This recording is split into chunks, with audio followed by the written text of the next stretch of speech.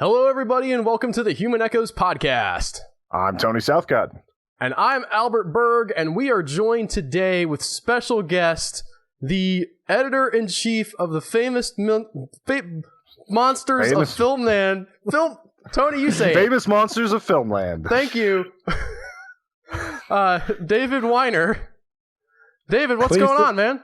I'm pleased to be here in any way, shape, or form. Well, we're pleased to have you, man.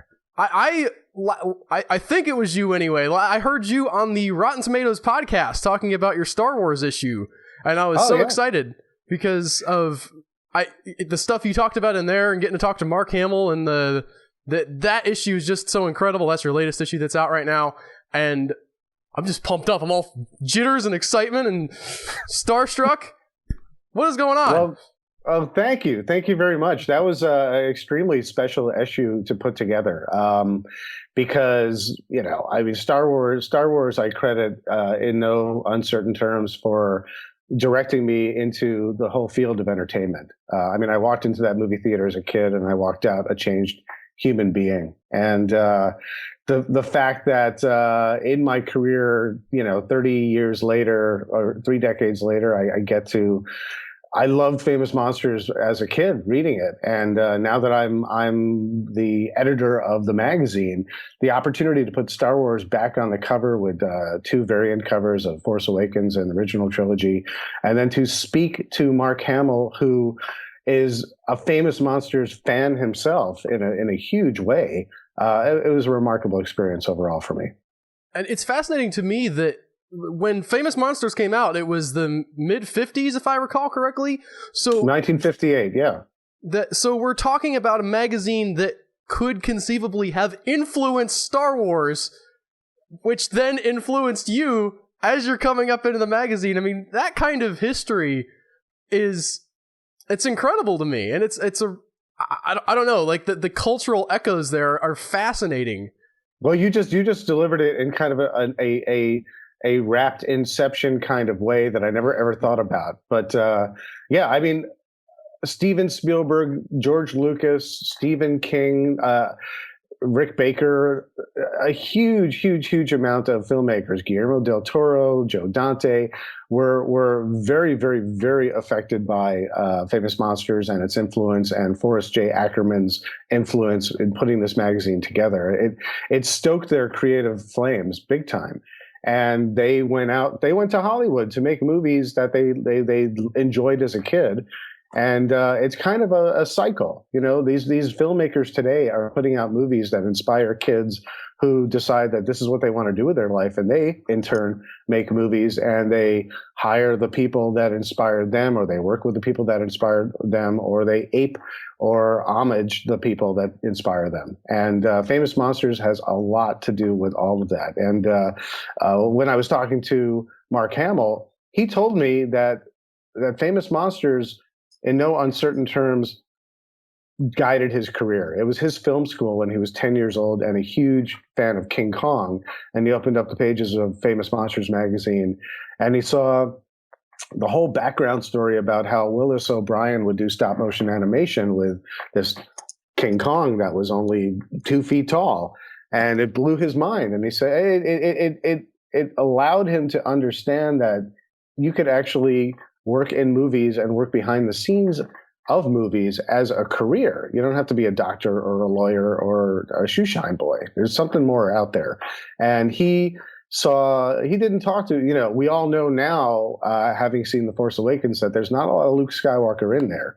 And when I spoke to him, I didn't even know that. And I did not know that he was going to be doing any press other than speaking to just a couple outlets of his choice.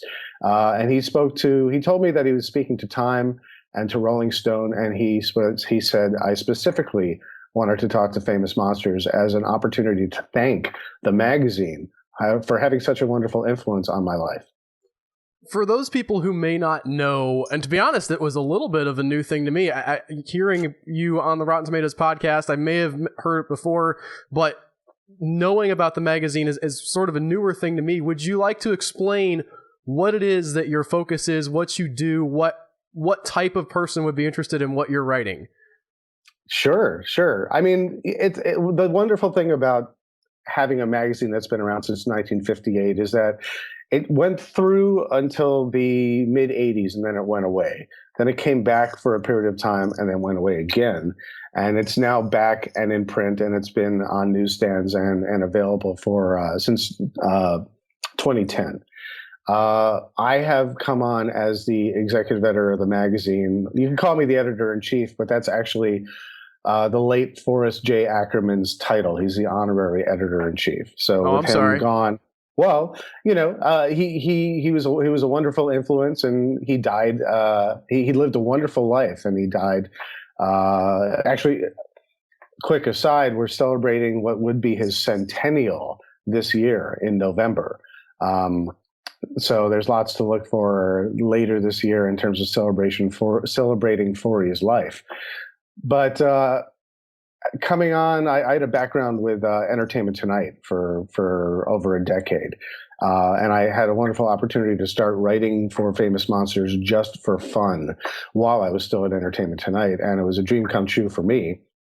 And there was ultimately a transition, and I had an opportunity to come on and run the magazine. And my first issue was last October with Bruce Campbell and Ash vs. Evil Dead on the cover. The Star Wars issue was my second. I deliver my third this coming month in February. We're putting Batman vs. Superman on the cover. Good choice. We have two covers with every issue. There's the newsstand cover, and then there's the subscriber specialty cover, specialty for, like, say, comic book stores. The subscriber specialty cover is always a great, wonderful monster of some sort, a classic monster, staying true to the vision of Famous Monsters. The newsstand cover is usually something that's a little more current and relevant to something that's happening today. And so that's why we have Batman versus Superman, the holy trinity of Batman, Superman, and Wonder Woman on the cover, coming out in newsstands on February 2nd. The subscriber variant cover that we're doing is a amazing painting of the American Werewolf in London by none other than Rick Baker, the 7-time Oscar winner, who painted it himself for Famous Monsters. Definitely going to have to get that issue. Answering your question, and by the way, the variant cover that we had, the subscriber cover for Star Wars, was Flash Gordon. And my vision for the magazine, having an opportunity to make it my own, I am a true monster kid through and through. I love that magazine as a kid, but I also recognized that was a magazine that was a product of its time, and times have changed. And so I try and straddle a foot solidly in the future and relevant movies and television and pop culture, genre pop culture that is new and now, whether it's, talking to Guillermo del Toro about Crimson Peak or The Force Awakens, or Batman versus Superman. Superheroes are very relevant to Famous Monsters because, I mean, Superman he's an alien from another planet. This is fantasy. This is also sci-fi, but it's a genre all its own. And it very much deserves to be on the cover of Famous Monsters because it's something that people are talking about and it's something people are interested in. And I had a wonderful conversation with Zack Snyder, talking about not only that movie, but how it connects with the Justice League film. But to finish my point, my vision for the magazine is keeping it current while also keeping a foot solidly in the nostalgia and the foundation of the magazine, which is monsters and classic films and classic genre films. And so one of the things I introduced for the magazine is a section called Retrospect, where a great opportunity to capitalize on anniversaries of films. For example, American Werewolf in London, it's celebrating its 30th anniversary. And so it was a dream come true again for me to be able to reunite the key players of American Werewolf in London. I got to talk to John Landis. I got to talk to Rick Baker, the effects, special effects, who won the first Best Makeup Oscar created specifically for that film and for special makeup effects. And I got to talk to David Naughton, Griffin Dunn, and Jenny Agutter to get their memories and insights on making that film, 35 years ago. And so there you go. It's a little of the old, a little of the new. We have a whole section where whether it's Fang Mail with its interaction with our fans, or it's Forey's Archives, Ackerman Archives, and we get to show wonderful images from past magazines to really sort of stoke the flames of nostalgia. It's very fun for me to be able to get to do both, to try and appeal to the original fans and the stalwart fans of Famous Monsters, and also appeal to a whole new generation who aren't familiar with the magazine, but love the type of genre pop culture that we cover. That's the long-winded answer for you. It's interesting that you talk about the old and the new, because a lot of our pop culture now is very much rooted in stuff that was grown, many years ago. You talk about Batman and Superman, those guys were from the 30s, was when they were first born, and obviously they evolved a lot through the centuries. You talk about Star Wars. Star Wars is retro already, but then it was inspired by things like Flash Gordon, the Buster Crabbe serials, and very much so, yeah. And so it's fascinating how much of our genre pop culture, even stuff that's new, is still very much influenced by the old and horror and things like that. And I think that that's an interesting way to approach it, because you have the retro, you have the old stuff that is the classics, and then you have the new things that are riffing off of that, and people are discovering, and it's nice to be able to give that window into what came before in the context of what we have now. I agree completely. And for me, it's really fun, because as much as I love all the new stuff, I love everything. I'm a student of film. I'm a student of film, and I love genre film. I love the fact that Famous Monsters isn't only about monsters, and I love having an opportunity to inform people who are new to the magazine that it's not just what the title says. It's I put a band at the top of the magazine that says pop culture, sci-fi, fantasy, horror, just to give an idea of the type of breadth of things that we cover. And for me, any opportunity to look back, to learn from history, to inform people of movies and actors and effects craftsmen that they were not aware of. There's a rich history that, sure, you can get online and you can look for something and find it at the stroke of a keystroke. But if you're flipping through a magazine thematically, I like to tie it together with some purpose. And going through each issue of Famous Monsters now, you get old, you get new, you get picks, you get throwbacks, and you get kind of a wonderful package that's a love letter to genre pop culture entertainment. It's actually one of the best things that we get to do on this podcast is go back and revisit all these things that we either missed or pieces of nostalgia from our childhood, like the movie we're going to be talking about a little bit later with Tremors. But we've gone 1 week where we're doing The Hateful Eight, the next week we're doing Les Diaboliques and all these other different movies. So it's awesome to just kind of have the freedom to go back and forth, see the influences, go back and revisit stuff. Like in October, we did the entire Universal Monster Month. So that was just taking a look at like the old Dracula, Frankenstein, just going through that whole gamut, just seeing how far we've come. Oh, that's wonderful. Those movies. Every movie has its time and its place, and it's very easy for a younger generation to look at films like that and say, well, they're old, they're black and white, they move slow. But if you choose to have an interest and you choose to focus and give this stuff time, there's rich rewards for learning about the inspiration for millions. Thousands of films, millions of ideas that have come from watching all these films. If you go back to Mark Hamill talking about his inspiration, for me, walking into a theater and seeing Star Wars changed my life. For him, walking into a theater seeing King Kong changed his life. And for each generation, there are movies and inspirations that really have made a dramatic impression on people and their appreciation of art. And I think it's wonderful to be able to have an opportunity to always look back and to always have an opportunity to introduce something that's out there, but they don't know about necessarily. So that's what's great about your podcast is you are going back to films saying, listen, it's out there. People have seen it, but there are plenty of people who are intimidated by the virtual queue of films that they know they should see, but they just don't have time to do it. So to cherry pick a couple and say, all right, hey, today, Tremors, this is a fun film and we're going to tell you why. That's great. I like that. Speaking of the Universal Horror Monsters, if those of you who did not get to listen to our that month, I have to recommend to anyone who has not seen it, The Wolfman is a beautiful, beautiful movie. Some of the other ones are just okay.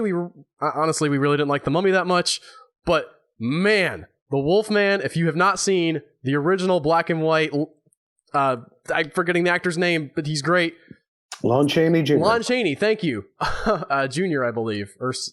Anyway, he is wonderful in that, and that is a beautifully shot piece of art that stands head and shoulders. Very much an inspiration to John Landis for his American Werewolf in London, because although the film is very different, it directly calls back to that film. The Howling as well. Joe Dante, John Landis both use that film as a wonderful springboard, saying, well, The Wolfman, so here's a contemporary take on what would happen if there were wolves in real life, in reality. Compared to the fantasy of old Hollywood. I do got to ask, too, you talked a little bit about the old and the new. One of the things that's a little bit more geared towards the old, and you probably get sick of hearing this question, but your magazine, while it is technically available digitally, is very, very much geared toward being read in a physical format. And we all know that at least supposedly, paper and physical media is supposed to be dying out. How are you dealing with that? How is the progression of digital media affecting you? Are you worried about it? What's your approach there? What's your thoughts? My thoughts are everything comes around. I never thought I'd see vinyl come back, and vinyl was outdated, and now everyone wants vinyl again. Digital media will always be here. Tangible things to hold in your hand will always be here. They may be harder to come by, but there's a very rewarding element of being able to sit down in a chair, have a drink in hand, and just disappear for 10 minutes to a half an hour to an hour and dive into a magazine. There are magazines that are designed for just flipping through, checking out a couple things, and you're done. Or you grab it when you're about to jump on the plane and you sort of flip through what you want. Famous Monsters is designed for both. It's you can grab it, you can flip through what you want to read and ignore the rest, or it's really designed to be an experience to read it cover to cover. And I love being on digital. We're on Magster, Magzter. If you go to magster.com, you can get the magazine digitally. But there's something to be said for being able to feel the weight and the slickness and the solid pages of a magazine and flip through without having to swipe a screen.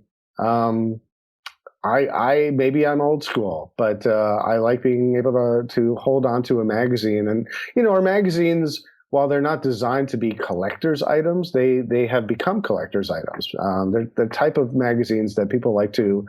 There's amazing art on the cover. The layout is very, very colorful and designed to be very appealing, and it's got a lot going for it in terms of returning to it when, oh, wait, we're talking about Tremors. Didn't Famous Monsters do a whole issue on Tremors? Wait, we've got issue number 279. Let's go and read all about Tremors. It's still there if you want it, as opposed to having been thrown away or, lining your hamster cage with it. Yeah. One of our readers was actually commenting on that about how whenever he grew up, his entire walls were covered in pictures from Famous Monsters. All of his friends had sports stars and pinups, and his house was just covered in that.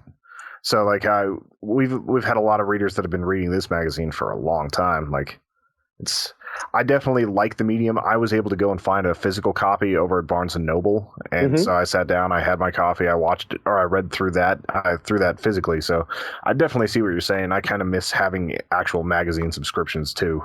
So there's all sorts of arguments against anything. It takes up space. You have to go get it. We live in an instant gratification world, and if you want that, it's there digitally. And I think that's great because the whole point of putting this magazine together is to inform, entertain, and help you reminisce. But it's also these things take up space. So but I think like I said, there's something to be said about making it your activity or your mission for the day to find a copy and sit down and read it at your leisure and disappear into it and stoke the fire of your imagination. I think the pixels versus print. I think print trumps it every time if you can go that way. I did want to mention you brought up the layout, and you said it, and I'm going to say it again because I don't want people to think that you're just blowing smoke.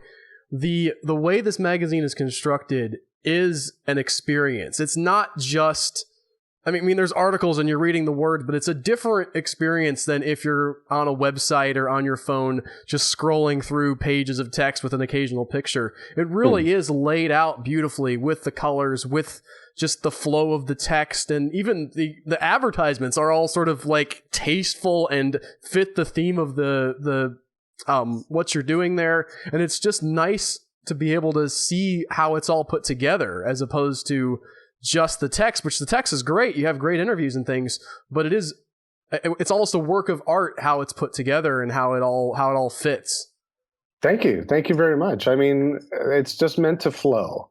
It's meant to flow. It's also meant to be not intimidating read. It's meant to be, you're reading. There's lots of sidebars and little smaller sections to be able to make it more digestible, but obviously tying into the big picture. And that's definitely the point. Well, and you mentioned the vinyl thing earlier, and I think that the interesting thing is you don't buy every album on vinyl, but you buy the things that you really care about. You're going to get those on vinyl so that you can have them and you can have that experience of listening to them. And I appreciate how much value you guys are putting into this magazine, because a lot of magazines are just fluff. It's just sort of, you're going to have it this week and then you're going to throw it out. But especially with the subscribers covers you have, there's a level of value there that I don't know of that I've seen in any other sort of weekly publication, where you want to be able to go back and look and see, man, that Flash Gordon cover looks great, man, the Wolfman looks great, and have those things to look at just as almost a work of art that you can get every 2 or 3 months, I think. Yeah, every 2 months it comes out, where you've got 2 covers every 2 months, and we put most of the covers on our merchandise as well. I didn't come to plug merchandise, but I mean, the fact that we have American Werewolf in London on our cover, and then you could buy, put it on a t-shirt or a sweatshirt or buy the poster. I think that's great. I think that's very cool to be able to do that.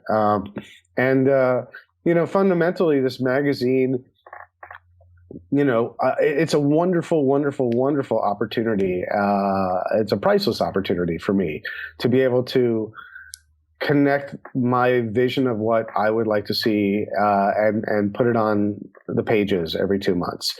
And for me, it's wonderful because from a very fundamental standpoint, this is just what I want to see as in a magazine. And the thing is, I'm a fan. I'm a fan of this. I love movies. I love TV. I love pop culture. I love music. And I love trying to find a common thread, a theme to a certain extent, to tie it all together. So it's sort of a stream of consciousness, but also tangentially, if you're thinking about one thing, we're like, well, here's something that connects to it, and maybe you haven't heard about it before, and we introduce it in our our picks each month, where we do books and movies and television and comics and manga and toys. You know, I mean, I'm a fully adult male who plays with toys and proud of. And to me, I love opportunities where I'm like, all right, well, if we're talking about Star Wars, let's pick a few of our favorite new toys, but let's throw back to the toys from the first round, you know, back in the 70s. You know, what did you have? What do you remember? What do you want? You know, and Flash Gordon as well. You know, when Flash Gordon came out, there were the 1980 movie. There were very few toys. We call it a Hall of Shame for the toys that were introduced. They were pretty crappy, and there were no action figures. But there's a huge fan, a guy named Jason Lindsay, who teamed up with artist Alex Ross to design some new toys, and they're brand new now as of this past year. A new line compared to an older line that they did just a couple of years prior to that. But, you know, there's a whole interview with him and Alex Ross about their love for Flash Gordon, but also the fact that with their tremendous disappointment of not having those toys as when they were growing up, they decided to make the toys themselves, and they got the license, they designed them, they made them, and they exist now. And that to me is a very interesting story that I think people need to know about as well. And so I think it's wonderful to be able to choose these types of stories that are all connected, where you can talk about the movie. You could even interview the star of the movie, which is a treat. But to go a little bit behind the scenes, or to see, to sort of follow the trail of influence that this film had, whether it's Seth MacFarlane casting Sam J. Jones in Ted because he loved Flash Gordon so much, or a guy who decided to design a line of toys, or an artist who decided to make amazing art and design his own personal logo after the logo of Flash Gordon. Those are wonderful connective threads that I love being able to introduce to people who might not be aware of it. People of Earth, go to humanechoes.com and become a premium member for awesome bonus podcasts. Be sure to also hit like, subscribe, and share this with your friends. It helps us all. I was thinking it's about time to transition into our Tremors review. For those of you who are regular listeners, we did not forget that we usually review a movie. But I'm fascinated by that. I really feel like I could go for the whole hour talking just about stuff. But we did schedule the Tremors review, although I forgot to mention it at the end of the last podcast.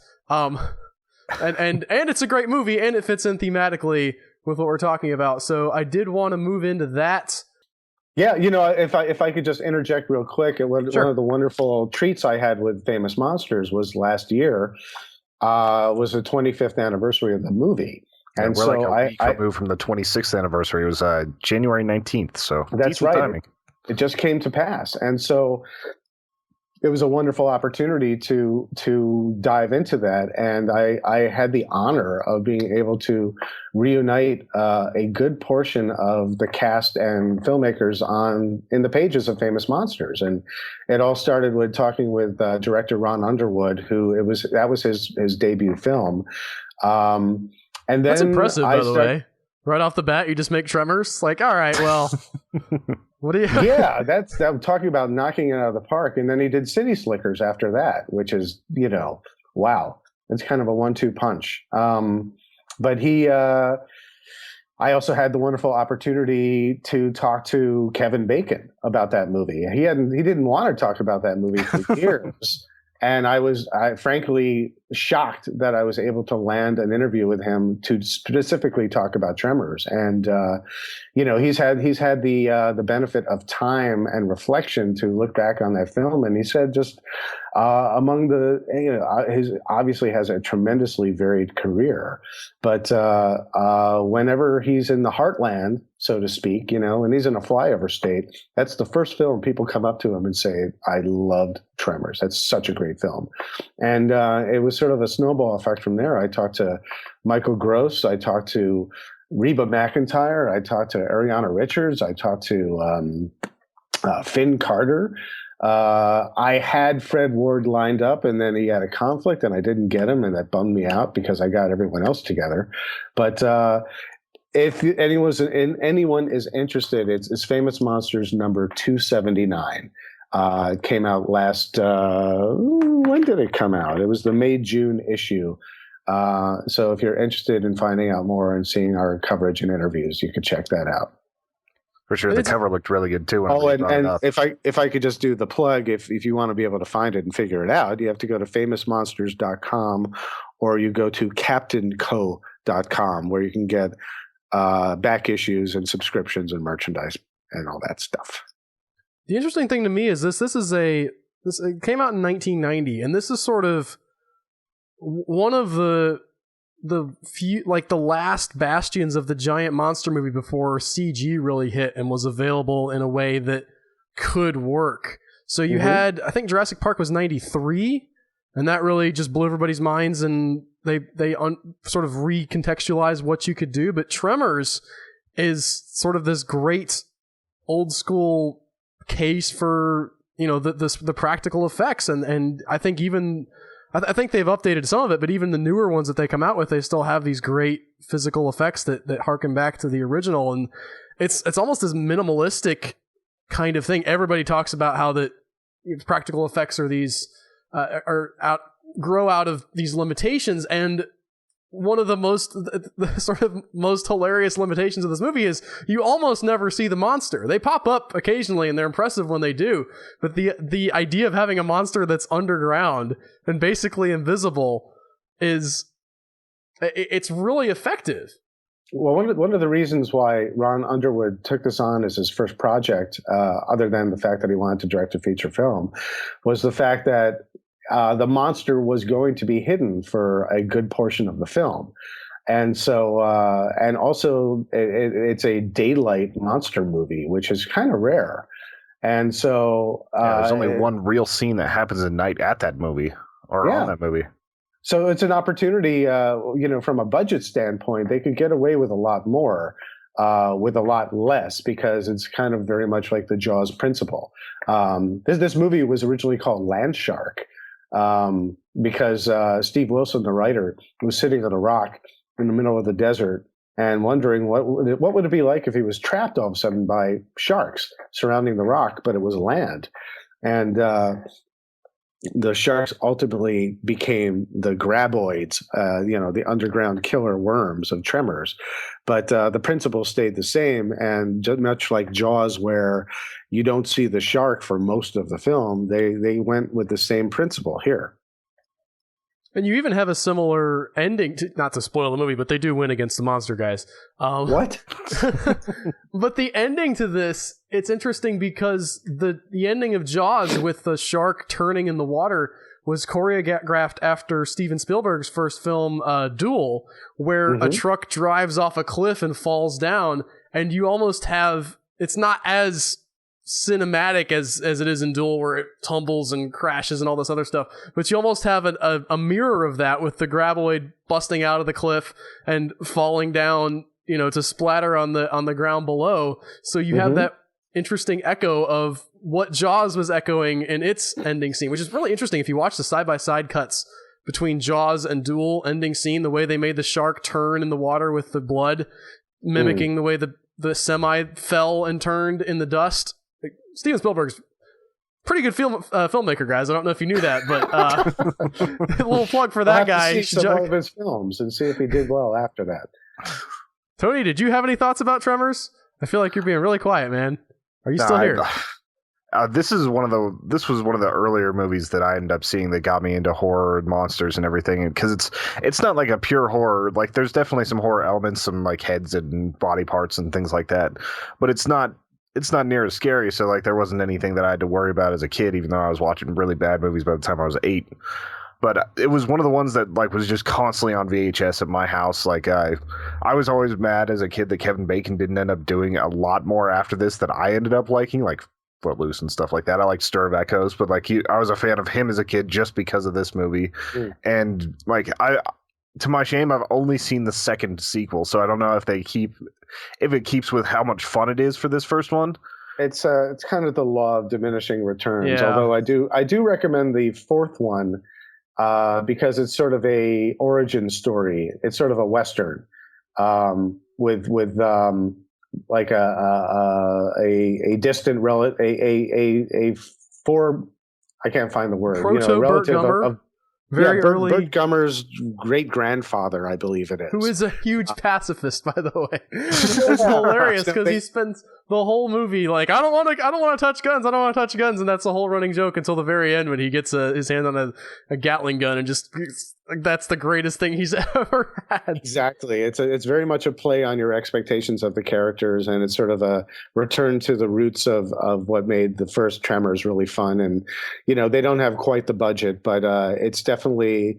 I don't necessarily recommend the follow-ups, but if you're interested, I definitely recommend that fourth one. And the fifth one is that they just put out has got its moments, and I felt that way too. Every single one. It didn't come together great, but the fifth one, I don't know. There were like the Burt Gummer character. I thought they actually did really, really well, but the story and there were some great individual scenes, like with the on the bridge when the flying one's coming in at him. But it it did not all connect together in a really good way. I don't know. I have mixed feelings about that movie. Well, it's disappointing. This is the fifth one, not to go down the path of talking about the sequels, but the fifth one was a completely Universal owning the property and doing what they want with it. And the original creative team had nothing to do with the film. I spoke with Michael Gross about it, and he said he felt like he was in the middle of a divorce because he loves the franchise, he loves the character. He thought it was a wonderful opportunity to go to South Africa, and they hadn't done a Tremors movie in a while.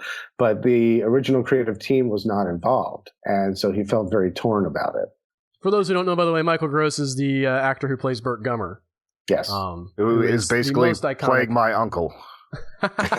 Or your dad. I've met your dad too. Like he's actually more of a perfect mix between my dad and my uncle, because my uncle's a crazy guy with his own land down in southwest Colorado with like 120 guns, 120 rifles, 30 handguns, just crazy guy. My dad's like the patriotic side of that, loves his guns and everything. If you combine the two, you would have this character exactly. And he's every now and then your uncle says, "Broke into the goddamn wrong rec room, did you?" I'm sure he has uttered that at one point in his life. He loves movies like this. The interesting thing about the Burt Gummer character, it's interesting how you get this in movies, and I know we're still kind of going to be talking about the sequel with this, but he's not the focus of the movie. He's a ancillary character that ends up being important kind of towards the end, but then everybody loves that character so much that he just became the mascot for the series, and then all of the other movies starred him. And that's not the first time that kind of thing has happened. Well, he also, if I could just interject, he's also the only person who really kind of said yes to the sequels. The second Tremors was offered to Fred Ward and Kevin Bacon, and they diplomatically and politely turned it down. And so they kind of had to figure out, well, what do we have left and who do we have involved? And started tailoring the films to Michael Gross, who was happy to be doing it because he, after playing the dad from Family Ties for so long, he was happy to be playing Burt Gummer. You brought this up earlier too, did Kevin Bacon feel ashamed of this movie? Was there a stigma about genre type monster movie fiction that he didn't want to be associated with? Because that seems odd to me. Well, Kevin Bacon, when his career was first starting to flourish, I mean, you have to remember he had his start in Animal House with John Landis and small roles that, Friday the 13th, he was in that as well. He's one of the camp counselors who gets killed by Jason. Once his career started getting momentum with Footloose and similar projects that were happening, he really saw himself as he wanted to be the next De Niro, the next Pacino, the next Hoffman, to be taken very seriously. And with genre movies coming his way, or kind of like teen love interest pop culture movies coming his way after Footloose, he turned them down left and right because he didn't want his career to go that way. He took himself very seriously and is taking his acting very seriously. And so he distanced himself from Tremors for a very long time. He told me that when he got that that script for Tremors, the last thing he wanted to do was a movie about running away from giant killer worms. He's just like, no way am I going to be doing this. But circumstances in his personal life, financially, his wife Kira Sedgwick was about to have their first baby. A variety of elements made him say, you know what, this is a good payday. I can't be so choosy. I'll do it, even though I don't want to. And he kind of swallowed his pride. But he wouldn't have taken it at all if he didn't think it was a very clever and well done script. And he also said that once he commits to a film, he commits 100%, no matter what it is. And he had a wonderful experience making the film. And once the film was done, he was very pleasantly surprised with the outcome, but it didn't do very well at the box office. Yeah, I remember reading that. It was one of those movies back in the day that kind of had its life on VHS thanks to Blockbuster and rentals and things like that. It actually made a lot more on home video type sales than it did in the theater. Exactly. You know, it was also a film that Universal didn't quite know how to market. They didn't know what they had on their hands, because it's a very entertaining hybrid that was not entirely common back in those days, mixing, you know, horror and adventure and a Western, so, you know, for all intents and purposes. It's a comedy, Western, horror hybrid that they didn't know what to do or how to sell it to people. And so I think they sold it kind of poorly. And yeah, it picked up a lot of momentum once it was on home video afterwards. But like I said, it took him decades to sort of look back on that fondly and have people consistently coming up to him saying, this is a wonderful film. That he actually told me that this is a character that he'd like to revisit, because now that everyone's having an opportunity to revisit their characters decades later, of all the characters he's played, he said this is one of his favorite and had most fun with, and he'd love to play you know, Valentine once again, you know, in perfection. You know, maybe Universal will be listening. You never know. Well, if they're willing to put out Transformers 5, if they can get him in, I'm sure they would, but maybe put a little bit better work into the script. I think it's interesting what you said about this movie it's easy to maybe think of this movie as a little bit fluffy, because it's not really heavy. It's not drama per se. It's got a lot of wisecracks and, you know, these two sort of ne'er-do-well handyman guy trying to figure out where they're going, and there's a part of you that almost wants to dismiss that as, yeah, you know, okay, yeah, great, they're going for the easy jokes. But then you see movies that try to do that, and you realize how difficult it is to pull this off in a way that's actually entertaining and not irritating or grating or just looking like it's trying too hard. And this movie hits that sweet spot so well of, you have the drama and the comedy, and they both work. Drama in the sense that, oh my gosh, there's a giant like, you actually feel the tension of the worm chasing after them, and you actually feel the comedy, and neither one of those seems over the top or ill-placed. And I think, going back to Kevin Bacon, I think that he and the other actors are really a part of what makes this work, because you got to have good actors in a case like, especially in a case like this, where it's not some kind of meaty role, but you really have to have people to deliver these lines and this stuff in a way that is pleasing and interesting and sort of feels right. And this is, I mean, you might be able to write off and say like, oh, well, anybody can do that, but anybody can't do that. And it's good that we got Kevin Bacon and these other great actors to sort of anchor this down and make this, obviously the direction is very good too, but it could have gone a different way. It could have been something that was just, all right, yeah, one of these movies. And it wasn't. A perfect example of that is the sequels to this film. The chemistry is so great with both Kevin Bacon and Fred Ward and Finn Carter, and just this handful of people who are trapped in this situation. Reba McEntire is a Spitfire. Everyone has their moment in this film. And you look at the sequels, and it's the same story, but they just can't capture it again. There's chemistry that you can't deny in this film. And for me, the experience of like I talked about the marketing, I remember seeing the poster for this film, and I remember dismissing it. I remember thinking, it looks like a cheesy, cheapy knockoff monster movie, especially releasing it in January. It felt like they were just trying to throw it out there, hoping to make some money back. That's the impression I got from it. And I remember when I finally saw it, I remember thinking, wait a minute, this is actually a lot more engaging than I expected it to be. This is a lot more fun than I expected it to be. And then when these amazing, palpable, practical effects start going, I remember thinking to myself, wow, they've got some really, really good production value on this film. And the film gets bigger in scope when these monsters start attacking, because other than the monsters attacking off screen, when you're really seeing them for the first time, you believe that they are a threat, and you believe that if they're going to be walking on the ground, they are going to be eaten and screwed and chomped up in one bite. And I think that's what makes this film so entertaining through and through, is because the chemistry is great, but the effects are spectacular, and every step of the way they kind of defy what you think is going to be happening, and they go in a different direction. I always imagine it's got to be a lot easier to get a good performance from your actors whenever you've got practical effects like this on screen.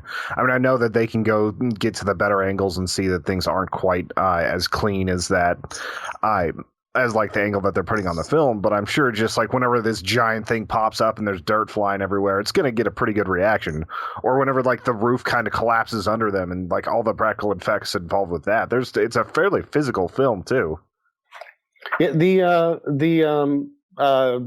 Alec Gillis and Tom Woodruff Jr. of Amalgamated Dynamics are the guys who did the effects on these, and they were prior to doing this film, they were the disciples of Stan Winston and working on Aliens. So they had amazing experience doing creature effects leading up to this, and the movie is a combination of full-size graboids and also quarter-size graboids and also miniatures by the Skotak brothers.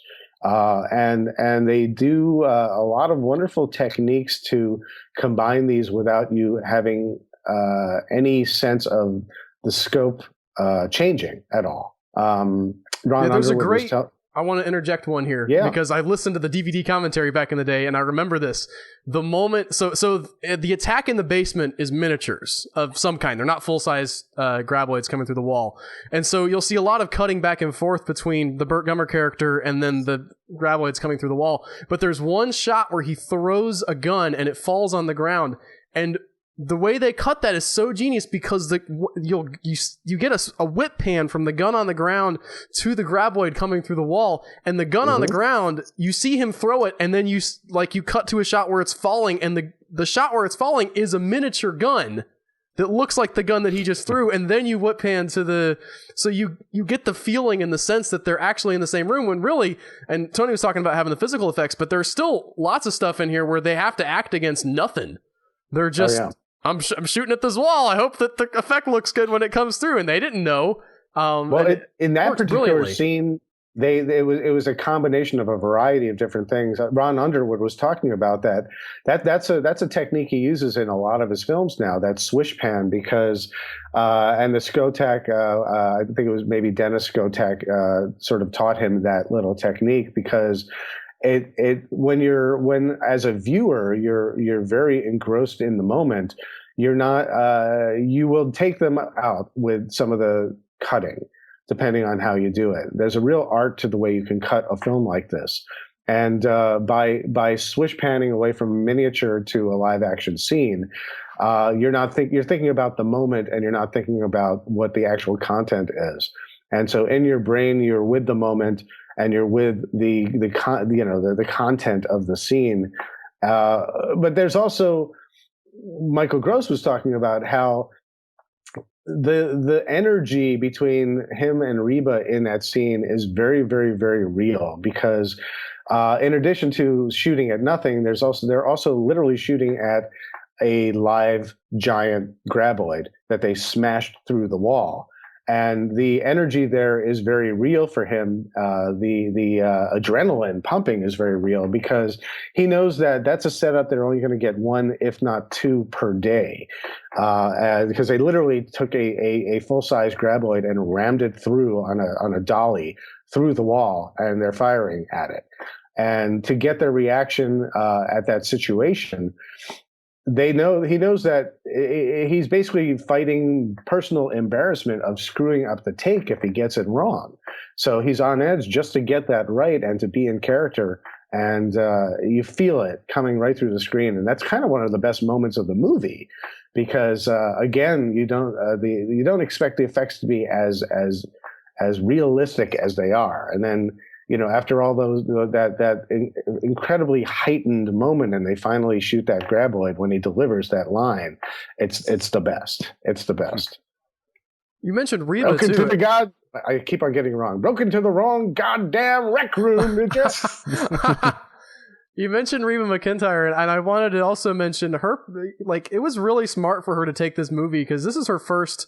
She's trying to break into Hollywood. She's trying to get into acting, and this was a really smart role for her to take because it doesn't require a lot, but it really plays to her strengths, and she does not screw it up. She performs admirably in the relatively small role that she took, and I think that displays a lot of savvy on her part to go into something like this. If it was a flop, it wasn't going to reflect horribly on her, but she could sort of hone her acting chops, and it was something that played towards her strengths, and there's not very many weak links in this movie at all. Well, Ron Underwood didn't want to cast. They because it's a Universal film and she was a recording artist with Universal MCA. They kind of pushed her on Ron Underwood, and Ron was like, "I don't think I want Reba McEntire in my movie."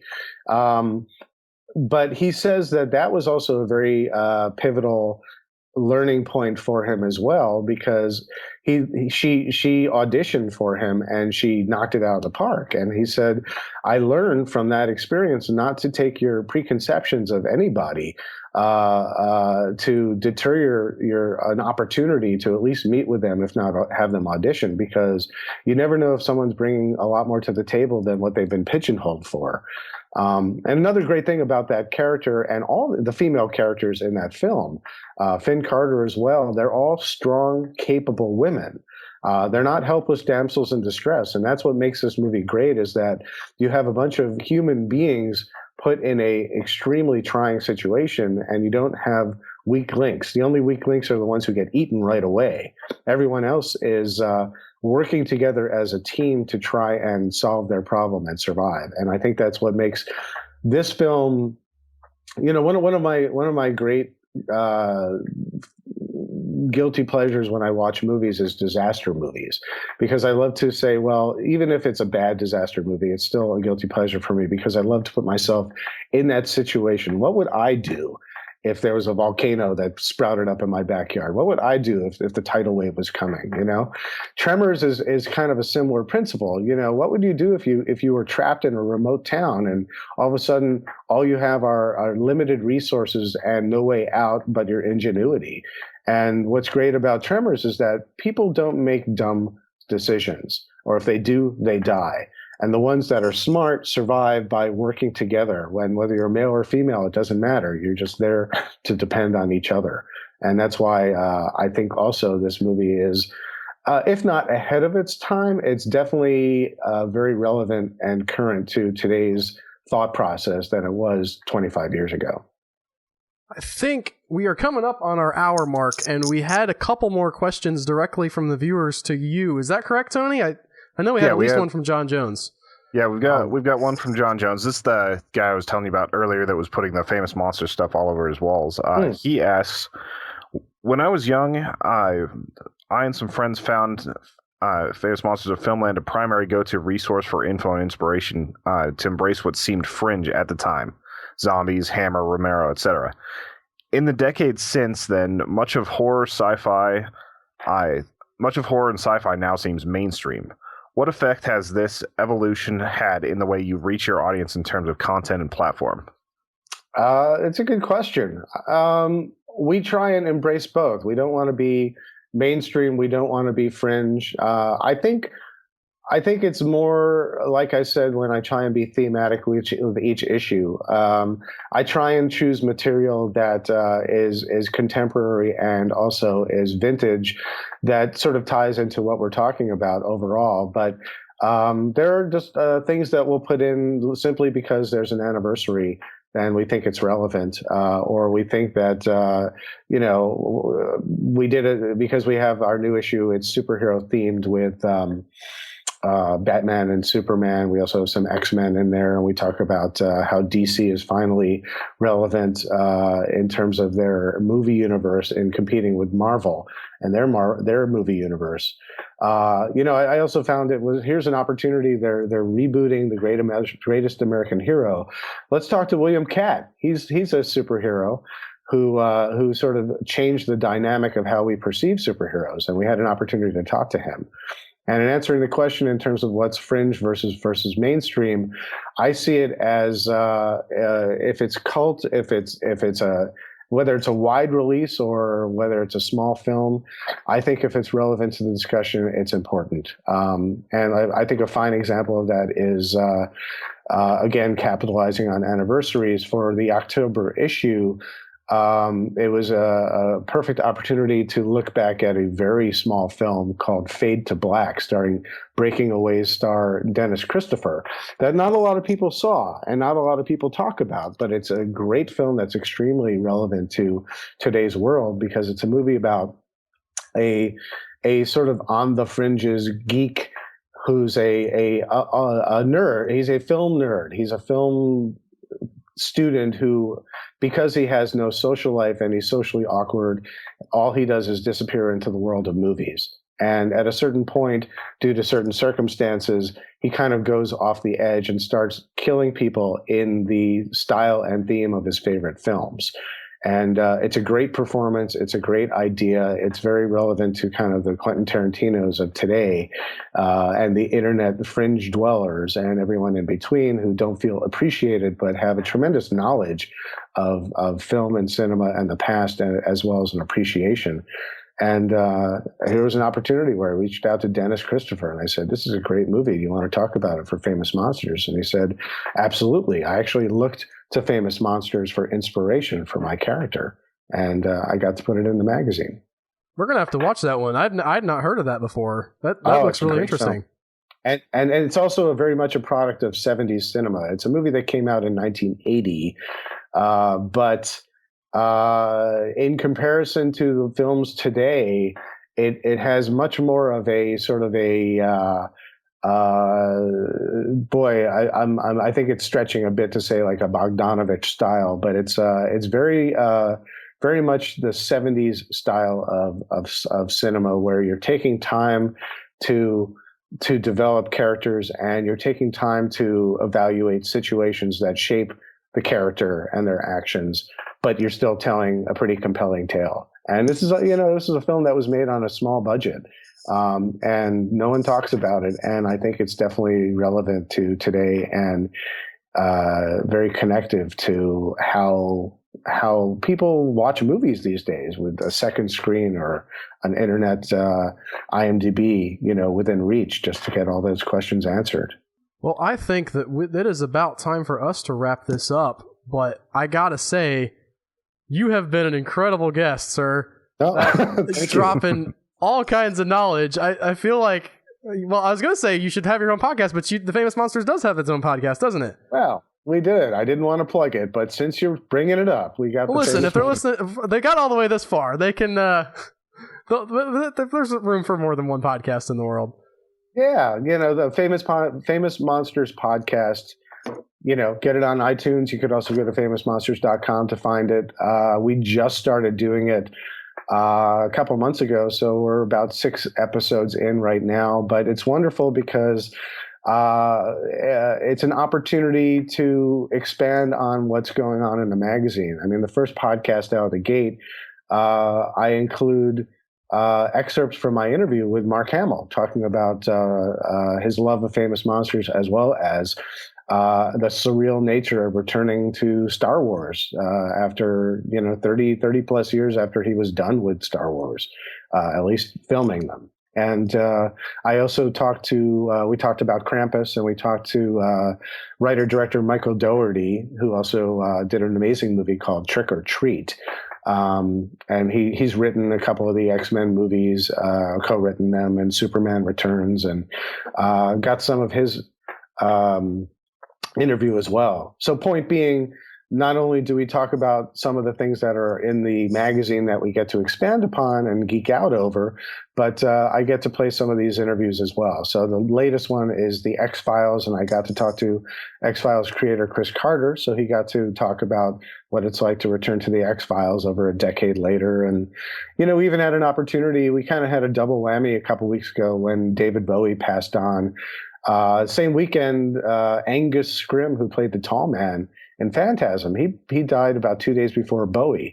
And we kind of thought, let's talk about this, because for very, very different reasons, these two people had very profound effects on our lives and horror and music and cinema. And so we had an opportunity to talk about that kind of stuff. So I welcome people to check it out.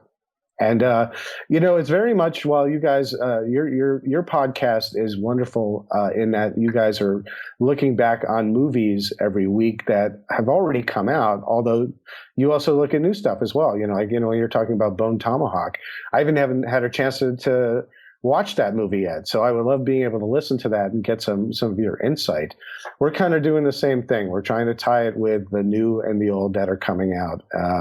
And very much in the spirit of Forey Ackerman and his love for movies. Plus, I'm sure you guys actually have some articles that are kind of time capsules for whenever these movies came out. Like, you've got reprints all the way back from '58 that you could pull from. That's true. Speaking of new and old movies, for those of you who are going to be listening next week, we will be covering the movie that I said we'd be covering last week, and I lied. It was Tremors this week. Brain fart, guys. But this week, we are covering a movie that's relatively recent, popped up in my Netflix feed, and it's starring Jeffrey Rush and Donald Sutherland, called The Best Offer. And I loved this movie. It's got 50% on Rotten Tomatoes, so it clearly isn't for everyone, but I was totally blown away by this film and the characters and the stuff, so we're going to be covering that next week.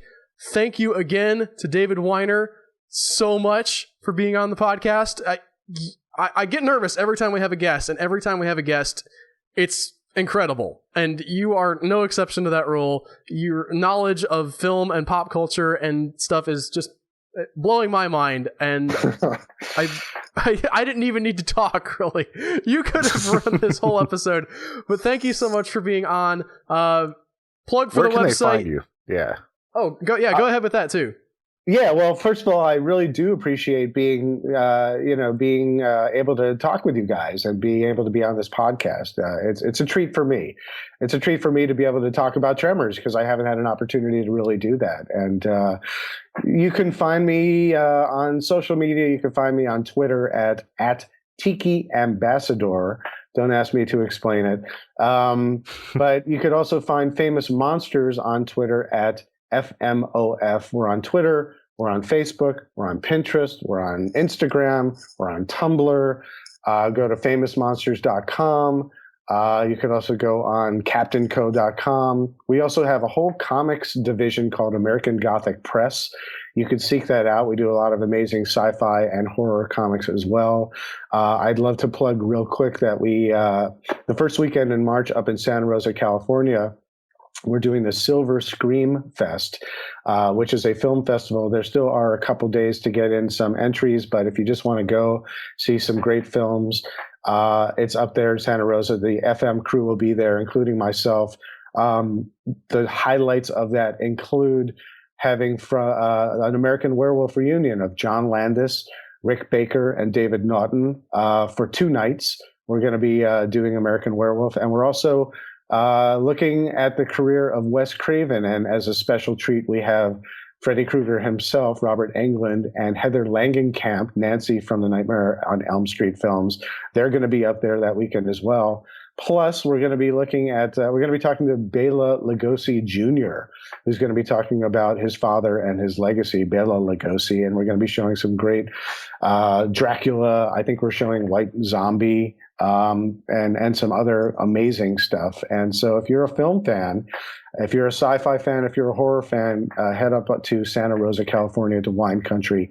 That's March 4th to 6th. You could also go to silverscreamfest.com for more information. And I think I'm done plugging, so I appreciate you guys letting me do that. We'll go ahead and plug thehumanechoes.com. If you go there, you get all our content. We have a lot of articles. We do a write-up, a written review of each movie that we review each week. So next week, as this comes out on Tuesday, we'll have the one for Tremors.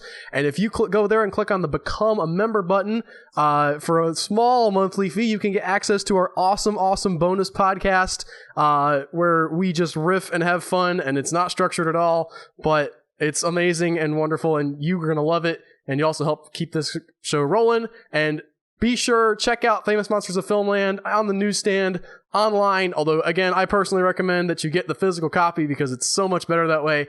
And we will see you guys next week where we'll be talking about The Best Offer, starring Jeffrey Rush. It is on Netflix. For those of you who have Netflix, check it out.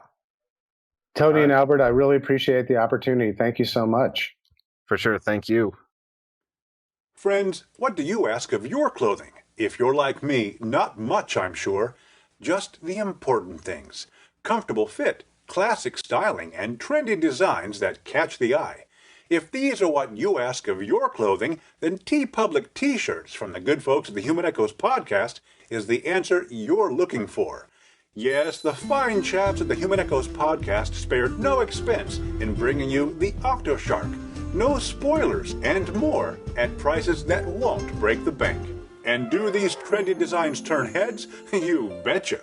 Put on one of these t-shirts and why, even perfect strangers will tell you, "Hey, bub, you've got a lot of nerve." Yes, sirree. These t-shirts are made from the finest artistic craftsmanship and guaranteed to make you the talk of the town. And they're cotton, so they feel good on the skin and breathe deeply like an Octoshark ought to. TeePublic T-shirts from the Human Echoes podcast. Buy yours today and get hella ripped.